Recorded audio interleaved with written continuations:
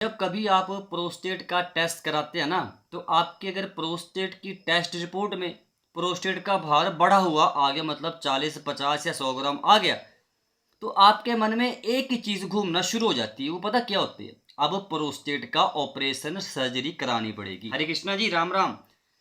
हर case में ऐसा नहीं होता। अगर मैं आपसे कहूं कि आपको 3 बीज खाने हैं, 2 चीजों का सख्त परहेज करना है और एक देसी काढ़ा बनाकर घर पे पीना है, इन तीनों चीजों का इस्तेमाल करके आप 1 महीने के अंदर अंदर प्रोस्टेट को कंट्रोल में कर सकते हैं। तो आप भरोसा करेंगे? अगर भरोसा है तब तो वीडियो देखिएगा पूरी।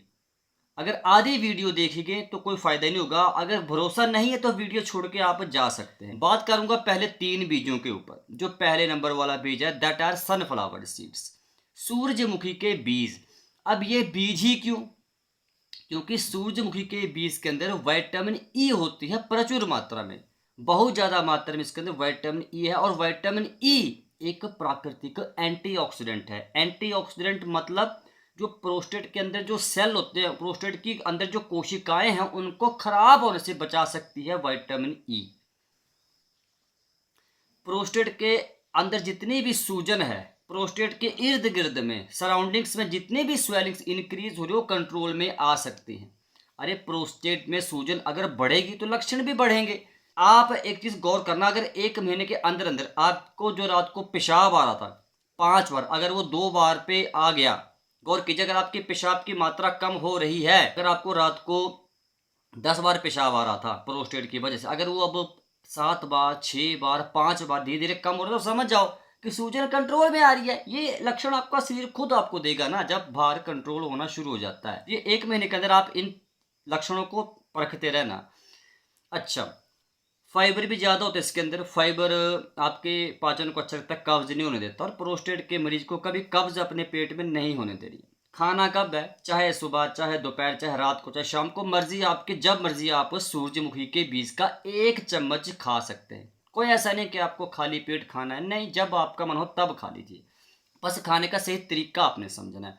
आप लोगों को 1 चम्मच लेना है सूरजमुखी के बीज का, मुंह के अंदर रखना है और कम से कम 20 सेकंड तक चबाना है, तब निगलना है। आप मोबाइल होगा आपके पास ना, मोबाइल के अंदर ना वो टाइमर सेट कर लेना 20 सेकंड का, या घड़ी देखते रहना आप लोग। जब 20 सेकंड हो गए फिर निकल जाओ। अगर दांत नहीं है, दांतों में दर्द है, दांतों से जुड़ी कोई भी समस्या है, अगर चबा नहीं सकते तो पाउडर बना लीजिए। बस सूरजमुखी के बीज का पाउडर बना लीजिए, 1 चम्मच पाउडर खा लीजिए, काम हो गया। तो ये काम आपको 1 महीने तक रेगुलर करना है। अब बात आती है दूसरा बीज। जो दूसरा बीज है ना, वो होता है तिल। हाँ जी, सेसमिक सीड्स। चाहे सफ़ेद तिल खाइए, चाहे काले तिल खाइए, लेकिन एटलीस्ट तिल खाना शुरू करिए 1 महीने तक लगातार। तिल के अंदर जिंक है। जिंक आपके प्रोस्टेट ग्लैंड की खुराक है। प्रोस्टेट को अगर कोई भी देसी चीज़ या कोई ऐसा मिनरल है जो 100 साल तक हेल्दी रख सकता है, that is only and only zinc. Zinc prostate के अंदर जो सूजन है उसको आगे बढ़ने से रोकता है। दूसरी चीज के अंदर ओमेगा 3 फैटी एसिड्स हैं। तिल के अंदर ओमेगा 3 फैटी एसिड्स प्रोस्टेट की सूजन को तो कंट्रोल में कर सकते हैं, आपकी कोलेस्ट्रॉल को, ट्राइग्लिसराइड्स को नियंत्रण में कर सकते हैं। ये आपकी याददाश्त को बढ़ाने का काम भी करते हैं।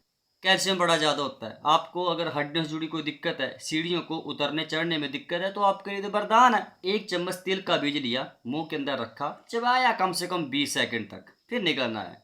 इसका भी सेम प्रोसीजर है, जब मर्जी आप खा सकते हैं। ऐसा नहीं कि आपको खाली पेट खाना खाने के, जब आपका मन हो, जब दिन में याद आ जाए ना, तभी खा लो बस। ये बात ज़रा गौर कीजिएगा। अगर आप लोग को दांत से जुड़ी कोई दिक्कत है तो पाउडर बना के खा लीजिए बस। अरे ये चीज़ों के ऊपर भरोसा करना मुश्किल है, क्योंकि इन चीज़ों को असर दिखाने में थोड़ा समय ज़रूर लगता है, लेकिन जब असर दिखाते हैं तो आप बोलेंगे पंकज भाई कमाल हो रहा है, सालों से तंग थे, कंट्रोल में नहीं आ रहा था मामला, अब कंट्रोल में आना शुरू हो सकता है इससे। अब जो तीसरे नंबर वाला बीज है वो होता है कद्दू का बीज है, सबसे शक्तिशाली। इसके बिना तो कभी ज़िंदगी में आप सोचना ही नहीं, सपने में भी कभी मत सोचना कि प्रोस्टेट के भार को हम किसी भी प्राकृतिक तरीके से घर पर कंट्रोल में कर सकते नहीं होगा मेरे भाई, जब तक कद्दू का बीज दिखाएं। क्योंकि 60 साल के बाद प्रोस्टेट का भार बढ़ता क्यों है? अरे अगर शरीर में जिंक की कमी है, सेलेनियम की कमी है, आपका अगर डीएचटी हार्मोन इम्बैलेंस है तो प्रोस्टेट का भार बढ़ने का चांसेस ज़्यादा होता है, खतरा ज़्यादा होता है। तो ये जो जिंक है कद्दू के बीज के अंदर, बहुत ज़्यादा जिंक है। दुनिया में सबसे ज़्यादा मात्रा में जिंक कद्दू के बीज में पाया जाता है। आप लोग तरह तरह के सप्लीमेंट्स खाते हैं ना, एक बार ये नेचुरल चीज़ खा के देखिए, कद्दू के बीज जो प्रकृति ने दी है। कद्दू की सब्जी घर पे बनाते हैं, बीजों को निकाल लीजिए, बस रात को पानी में भिगो करके सुबह उठ कर खाली पेट, मतलब पेट साफ करने के बाद खा लीजिए। अच्छा, फिलहाल मैंने बता दें मेन चीज़ क्या है, इसके अंदर जिंक है और फाइबर है। फाइबर आपके पाचन कर सकता है, कब्ज नहीं होती, कब्ज नहीं होगी तो प्रोस्टेट के ऊपर ज़्यादा दबाव नहीं पड़ेगा। खाना कैसे, कद्दू का बीज रात को 20 ग्राम कद्दू के बीज लिए, पानी में भिगो कर रखे, सुबह उठे, पेट साफ हो गया, कब्ज नहीं होना चाहिए, उसके बाद कद्दू के बीजों को मुंह के अंदर रखा चबाना शुरू कर देना। 20 ग्राम कद्दू के बीज जो आपने रात को पानी में भिगोए थे उनको एक साथ मुंह के अंदर रख के निगलने जाना।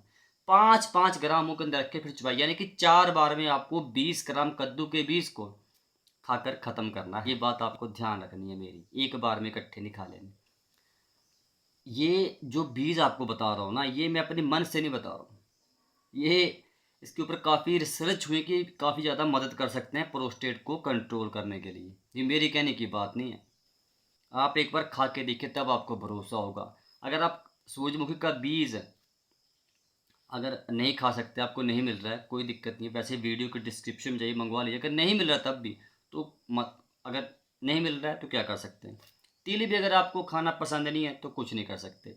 लेकिन फ़िलहाल कद्दू का बीज आपको खाना पसंद नहीं है तो खाना पड़ेगा, और कोई ऑप्शन नहीं है मेरे भाई। नहीं तो प्रोस्टेट की सर्जरी ऑपरेशन आपका इंतज़ार कर रहे हो, आप करवा सकते हैं। जो 1 महीने तक तपस्या कर सकते हैं, कद्दू का बीज 1 महीने तक लगातार खाना है, और रात को सोने से पहले कद्दू के बीज की चाय बनानी है। कैसे, कद्दू के बीज जो सब्जी में से निकाले, धूप में थोड़ा सुखा लिया, उनको पीस कर पाउडर बना लिए, बस 200 ml पानी लीजिए, उसमें 1 चम्मच कद्दू के बीज का पाउडर डाल दीजिए, उबालिए, जब पानी आधा बच गया तो छान कर पी लीजिए। ये काम करने पड़ेंगे यार, ऐसे काम नहीं होगा। मैं फिर बोले तो प्रोस्टेट का ऑपरेशन तो है ही, वो तो आप करवा लीजिए जब मर्जी, जैसे आपका डॉक्टर बोलता है। लेकिन 1 महीने तक अगर आप करके देख लें और मामला कंट्रोल में आ जाए तो बहुत बड़ी बात होती है यार। आप इस बात को समझ नहीं रहे हैं। अब बात आती है 2 चीज़ों का सख्त परहेज। सख्त परहेज वो होती है, दूध से बनी हर एक चीज़ आपने बंद कर देनी है 1 महीने के लिए। दूसरा, आपने लाल मांस नहीं खाना, किसी भी तरह का मांस खाना नहीं है, खासकर लाल मांस। घर की बनी सिंपल दाल रोटी चावल ये सब खाना है। अब आती है लास्ट वाली बात, जो मैंने आपको बताया था कि आपको बीजों के बारे में बता दिया, परहेज के बारे में बता दिया। अब बात आती है काढ़े के बारे में, वो है कचनार की छाल का काढ़ा। कचनार की छाल आपके हार्मोन डाइहाइड्रोटेस्टोस्टेरोन को बैलेंस करने का काम करती है, और यही सबसे बड़ा जिम्मेदार कारण माना जाता है प्रोस्टेट का भार बढ़ने के लिए। इसको कैसे बनाना है, 2 चम्मच कचनार की छाल के लिए पाउडर के, उसको लगभग 400 ml पानी में उबालना है। जब पानी 200 ml बच गया तो छानिए, सुबह खाली पेट पीना चालू कर दीजिए। हाँ जी, पेट साफ करने के बाद इसको पीना चालू कर दीजिए। अब आप लोग में बहुत से लोग सोचेंगे ऐसे कैसे, कहाँ मिलेगी कचनार की छाल, कैसे बनाएं। अरे कुछ नहीं होता, आप लोगों को ऑनलाइन मिल जाती है, इस वीडियो के डिस्क्रिप्शन में जाएगा, वहाँ पर आपको लिस्ट लगी होगी, मंगवा लीजिए। या कहीं नियर बाई कोई दुकान है, या कोई जैसे कोई पंसारी वगैरह है ना, उतने पुराने पुराने बुजुर्ग, उनके पास जाइए, वो आपको दे देंगे। उस छाल को लाइए। वैसे तो इसके पेड़ भी लगे होते हैं गाँव में, तो शहरों में तो अब कहाँ पेड़ मिलेंगे अगर होगा भी तो पहचान नहीं होगी। तो आप कचनार की छाल को मंगवाइए, पंसारी के पास जाइए। ये नहीं मिलती है तो भैया बार बार बोल रहा हूँ, वीडियो के डिस्क्रिप्शन में जाइए, मंगवा लीजिए, इसको मंगवाइए। ये बहुत ज़बरदस्त काढ़ा है यार। आप पहले 1 महीना ये सारे काम करके देखो, 3 काम, तीनों काम इकट्ठे कर लेना। पहले मैं दोबारा रिपीट कर दूँ, 3 बीज खाने हैं। 3 बीजों में से भी अगर आप सिर्फ और सिर्फ कद्दू के बीज ही खा लेंगे ना 1 महीने तक, 30 दिन तक लगातार, तो काफ़ी है। सूरजमुखी के बीज, तिल को भी रहने दो, कोई बात नहीं, मैं खुद बोल रहा हूँ, लेकिन कद्दू का बीज रोज़ खाना है खाली पेट। दूसरा, मैंने आपको बताया 2 चीज़ों का सख्त परहेज, दूध से बनी कोई चीज़ नहीं खानी और लाल मांस नहीं खाना, घर की बनी सिंपल खाना भोजन करना, दाल रोटी चावल। तीसरी चीज़ मैंने आप लोगों को अभी अभी बताई, जस्ट 1-2 सेकंड पीछे, लोगों को कचनार की छाल का काढ़ा बनाकर पीना है। मेरे भाई करके देख लो 1 महीना, आपको खुद पता चलेगा।